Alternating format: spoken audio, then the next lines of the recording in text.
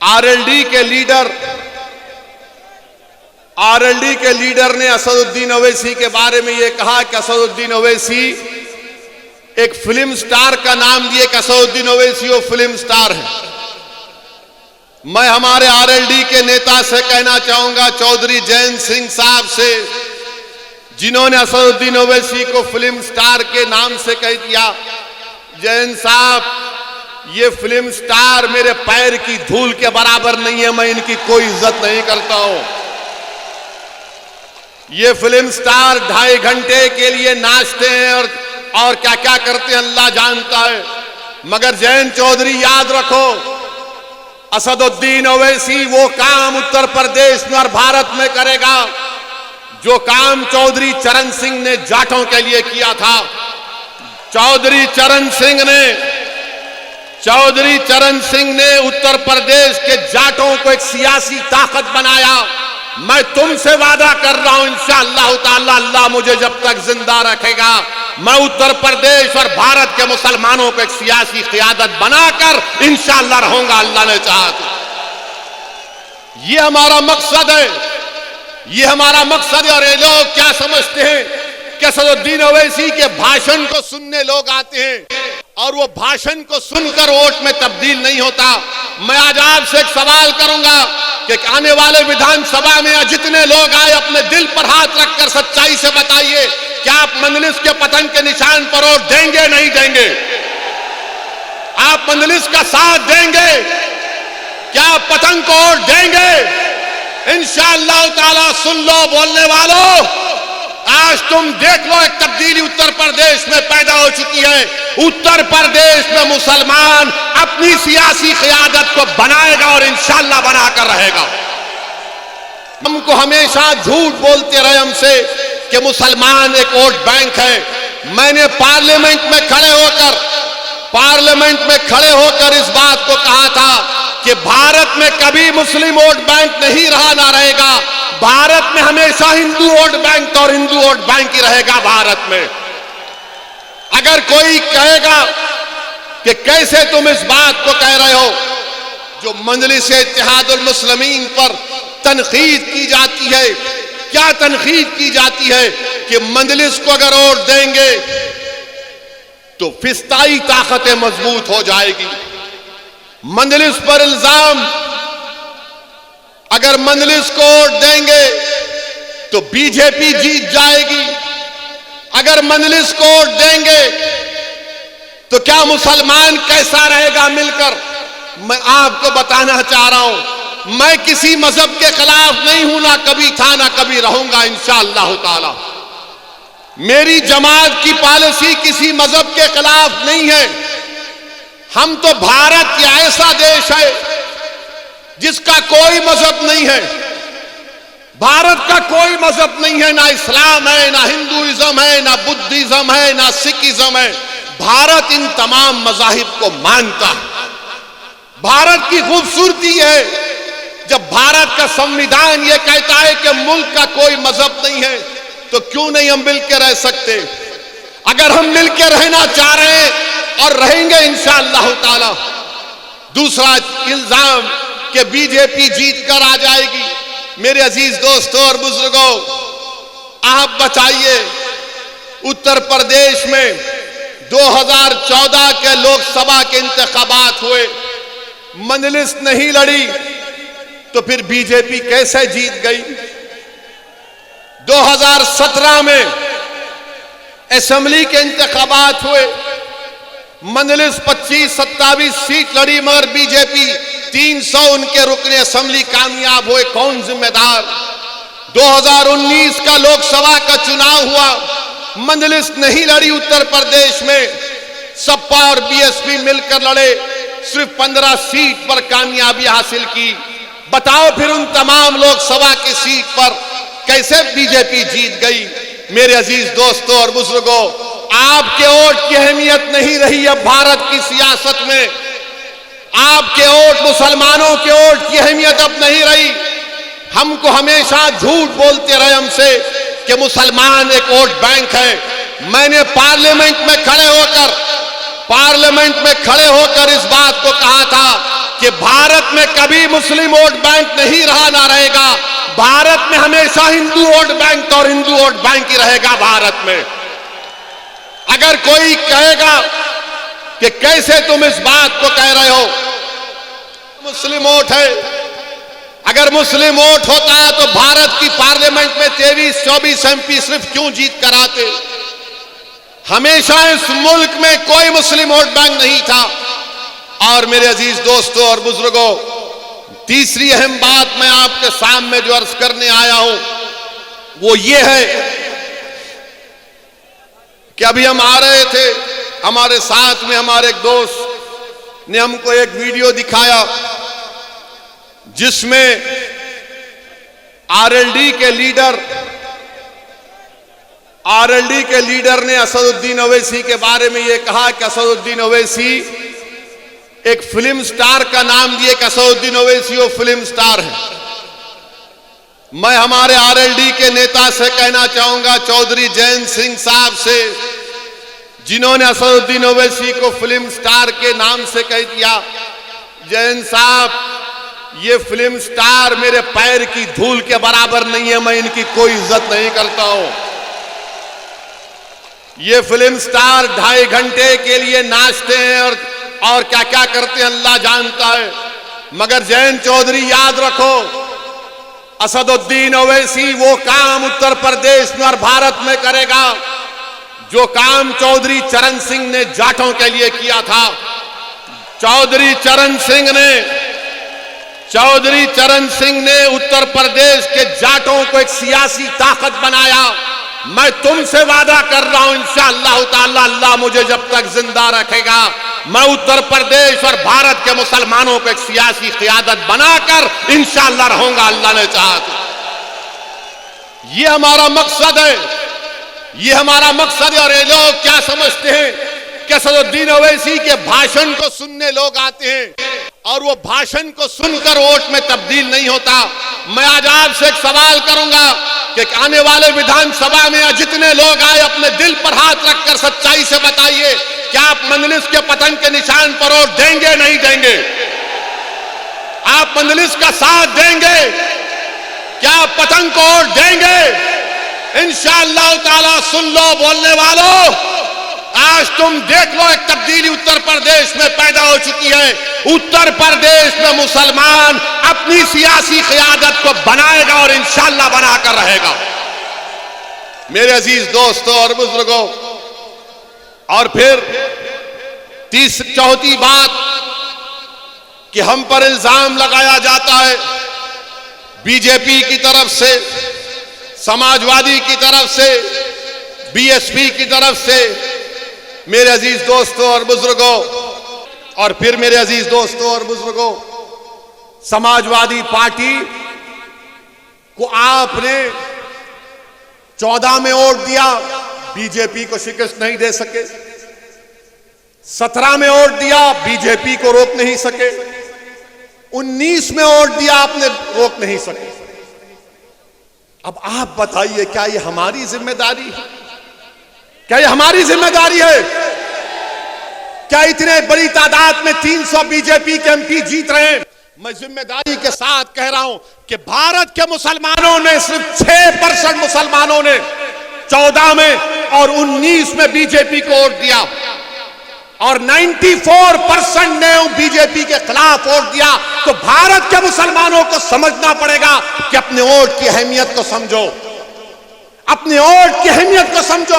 अगर तुम अपना वोट अपनी पार्टी के लिए इस्तेमाल करोगे, अगर तुम अपना वोट अपनी पार्टी के लिए इस्तेमाल करोगे, तो ये तमाम नाम निहाद सेकुलर पार्टी जो मुसलमानों को अपना गुलाम और कैदी समझते हैं, इनके दिमाग जो आसमानों पर है, जमीन पर आकर तुम्हारे पैर पर गिरकर भीख मांगेंगे। मगर ये जानते हैं, ये तमाम कांग्रेस, ये समाजवादी क्या कहते हैं? कहां जाएगा मुसलमान, कहां जाएगा मुसलमान? तंज के तौर पर कहते थे मुझे, जब मैं पहली मर्तबा एमपी बनकर गया 2004 में, ये तमाम पार्टी के लोग कहते थे। जब मैंने महाराष्ट्र से अपने सियासी सफर का आगाज किया, नांदेड़ की सरजमीन पर कामयाबी मिली, तो ये तंज करते थे ओवैसी, मुसलमान के पास कोई विकल्प नहीं है सिवाय हमारे, और तुम नहीं जानते मुसलमान सिर्फ हमको ही वोट देता है। अगर मुसलमान को बीजेपी को रोकना है तो हमको वोट देगा, वो हमको छोड़कर नहीं जाएगा। किसी ने कहा कि असदुद्दीन ओवैसी, हमने मुसलमानों के दिमागों पर कब्जा करके रख लिया। किसी ने कहा कि हमने मुसलमानों के दिलों में खौफ को पैदा कर दिया। किसी ने कहा कि हमने मुसलमानों को एक जिंदा लाश बनाकर रख दिया कि वो अपने हक के लिए फैसला नहीं लेगा जब तक कि हमसे ना पूछ ले, क्योंकि हम उसके सियासी आका हैं। मैं आपसे कहने वाला हूं कि हमारा कोई सियासी आका नहीं है, हमारा कोई हकीकी में आका है तो मोहम्मद सल्लल्लाहु अलैहि वसल्लम। अगर हम किसी के गुलाम हैं तो नबी पाक सल्लल्लाहु अलैहि वसल्लम के गुलाम हैं। अगर हम किसी के वास्ते दिल में मोहब्बत रखना है तो रहमतुल आलमीन के लिए मोहब्बत रखना है। किसी से डरना है तो रब्बे कायनात से डरना है। इन दो टाइम के जानवरों से, इन इख्तिदार की कुर्सियों पर बैठने वाले जालिमों से नहीं डरना है, नहीं डरना है हमको। जमहूरियत है, जमहूरियत आपको हक देती है कि अपने वोट का इस्तेमाल करें। वोट आपका है, एक अमानत है वोट। ये मैंने जिम्मेदारों की जबान से सुना। इस अमानत को आप कैसे इस्तेमाल करेंगे? इस अमानत को आप जालिमों को जुल्म करने के लिए देंगे? इस अमानत को आप उन लोगों के हवाले करेंगे जो आपको, हमारे बच्चों को स्कूल से महरूम रख दिए? क्या आप उनको वोट देंगे? ये अमानत है। और याद रखो मेरी इस बात को, जब पार्लियामेंट में ट्रिपल तलाक का मसला पैदा हुआ, जब पार्लियामेंट में ट्रिपल तलाक का बिल लाया गया, आपके ऊपर छोड़ता हूं, किसने 3 मरतबा, मोदी ने पार्लियामेंट में बिल लाया तो 3 मरतबा किसने दलाइल के साथ मुल्क के आईन और संविधान के दायरे में रहकर उस कानून की धज्जियां किसी ने उड़ाई तो उसका नाम मजलिस इत्तेहादुल मुस्लिमीन। बल्कि ये जिस सरजमीन से आज असदुद्दीन ओवैसी को बोलने का मौका मिल रहा है, ये उलमाओं की सरजमीन है। यही यहां से कांग्रेस के एक मरहूम MP साहब थे, अल्लाह उनको जन्नत फिरदौस में मुकाम अता करे। जब मैंने जाकर उनसे पूछा कि मौलाना आप तो MP भी हैं और आलिम दीन भी हैं, आपने क्यों नहीं बोला ट्रिपल तलाक में? मेरे आंख में आंसू थे कि मौलाना आपने क्यों नहीं बोला? आप तो आलिम दीन है, क़ाल अल्लाह क़ाल रसूल अल्लाह आपके सीने में है।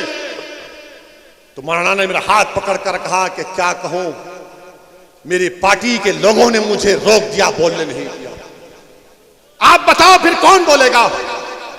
आप कहेंगे नहीं एक दीवाना है ओवैसी, कहेगा नहीं मैं यहां पर इसलिए आया हूं कि मुझसे बेहतर हजारों की तादाद में बोलने वाले पैदा हो जाएं, जो पार्लियामेंट और उत्तर प्रदेश के असेंबली में जाकर उत्तर प्रदेश के दोनों दीवार को हिला के रख दे आपके इंसाफ के लिए।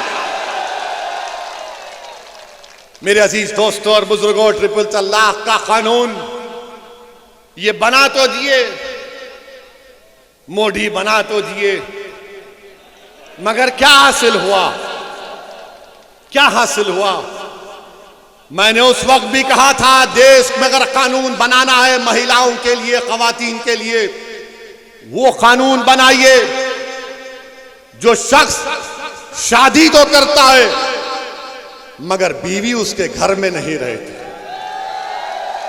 जो शख्स शादी तो करता है मगर बीवी को भगा देता है। मैंने पार्लियामेंट में उठकर कहा था कि तुम आज ये जो गलत काला कानून बना रहे हो, जो हमारी शरीयत में मदाखलत कर रहे हो, देखना मुल्क में लोग अपनी बीवियों को, अपनी पत्नियों को घरों से मार कर निकाल देंगे, उनका हक नहीं देंगे। तो तमाम लोगों ने मुझ पर हंसा, आज वही दुनिया देख रही। शादीशुदा है मगर बीवी घर में नहीं है।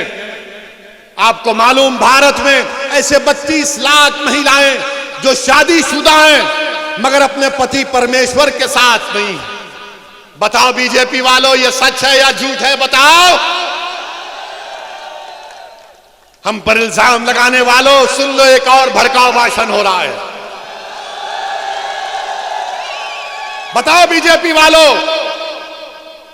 क्या यह बात सच नहीं है कि पति के साथ पत्नी नहीं है? क्यों नहीं है?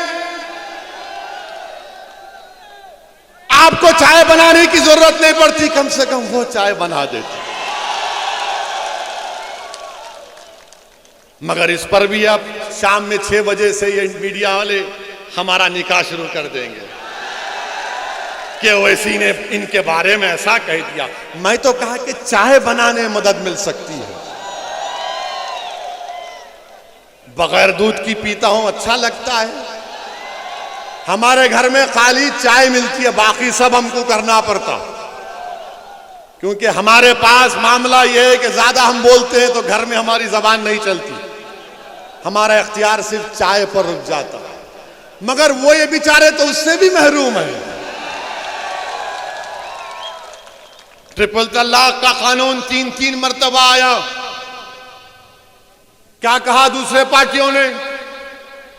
उठाकर रिकॉर्ड देख लो, समाजवादी पार्टी ने क्या कहा था।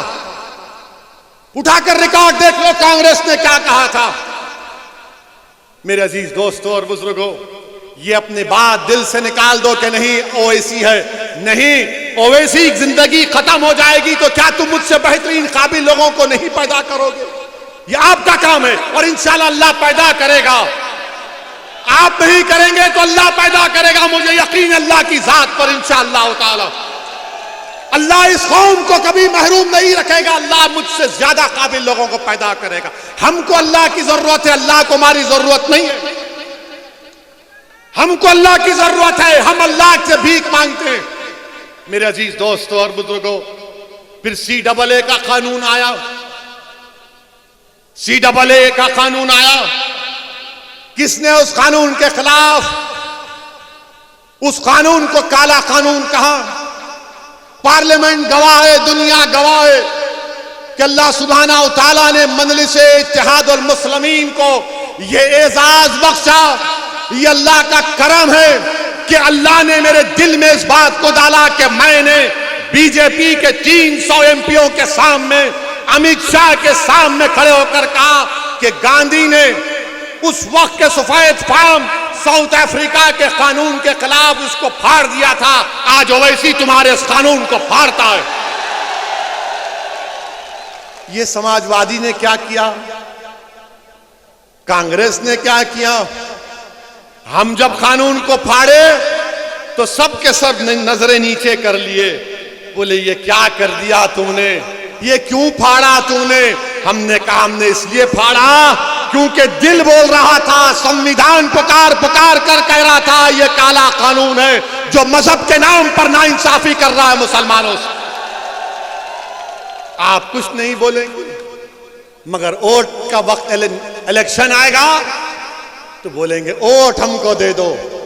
आप कहेंगे कि अखिलेश ओवैसी तो कानून को फाड़ा, तो अखिलेश बोलेंगे वो हो गया मगर नेता हम हैं तुम्हारे, तुम्हारा काम हमको वोट देना है। आप पूछेंगे अखिलेश, समाजवादी, कांग्रेसियों, BSP, जब ट्रिपल तलाक का कानून आया तो बोलेंगे हाँ वो मुसलमान है, वही तो बोल सकता, हम काहे बोलेंगे। मगर जब हमारा वोट आएगा तो हमको लेंगे ना वोट हमसे, उस वक्त कुछ नहीं कहेंगे। और फिर ये समाजवादी पार्टी, मैं पूछना चाह रहा हूं अखिलेश यादव से, जब CAA का कानून पार्लियामेंट में आया तो क्या शिवसेना ने नरेंद्र मोदी हुकूमत का साथ नहीं दिया CAA कानून में? और यही समाजवादी पार्टी महाराष्ट्र में अखिलेश यादव उद्धव ठाकरे की हुकूमत का साथ दे रहे हैं। बताओ समाजवादी पार्टी में बैठने वालों, क्या मैं सच कह रहा हूं या झूठ कह रहा हूं? क्या महाराष्ट्र में शिवसेना उद्धव ठाकरे की हुकूमत को तुम्हारी पार्टी ने साथ नहीं दिया? CAA के कानून में जो भारत के मुसलमानों को स्टेटलेस बनाना चाहते थे, आपने उनकी तायीद की। मेरे अजीज दोस्तों और बुजुर्गों, ये अमित शाह का लाया हुआ काला कानून, ये मोदी की हुकूमत का लाया हुआ काला कानून, मैं सलाम करता हूं भारत के मुसलमानों को। मैं सलाम करता हूं उत्तर प्रदेश, सहारनपुर, और तमाम भारत के इलाकों के मुसलमानों को और खास तौर से हमारी बहादुर माओं को और बहनों को जिन्होंने CAA कानून के खिलाफ एहतजाज किया, रोड पर निकल कर आ गए, शाहीन बाग बनाया, मैं सलाम करता हूं आपको। और योगी, अमित शाह और मोदी को कह रहा हूं, दोबारा NPR NRC की बात होगी तो फिर हम निकल कर आएंगे इंशाअल्लाह ताला।